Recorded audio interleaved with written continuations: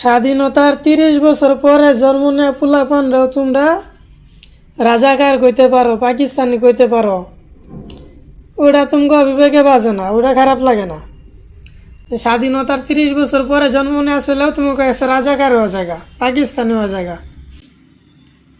আর তোমরা চোখের সামনে চাঁদাবাজি করবা, সন্ত্রাসী করবা, লুটপাট করবা।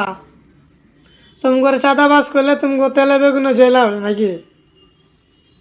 চাঁদাবাজি যদি না করতা তাহলে তো গায়ে লাগতো না। চাঁদাবাজি করো দেখে তো নিজের চাঁদাবাজি মনে হয়। হ্যাঁ, দেশটারে লুটতরাজ পাইছো, মগের মুলক পেলাইছ। তোমরা চাঁদাবাজি করবা, তুমি করে কেউ চাঁদাবাজ করতে পারবো না। না, তোমরা সমঝোতা করবা, সমঝোতা। বাঙালি সমঝোতা বুঝাও, বাঙালি করে নাকি? ভালো হয়ে যাও, এখনো সময় আছে, ভালো হয়ে যাও। নাহলে কিন্তু হাসিনা তো পলাইতে পারছে, ওর তো ফোর্স আসিল। তোমরা কিন্তু পলানোর সুযোগও পাইবা না।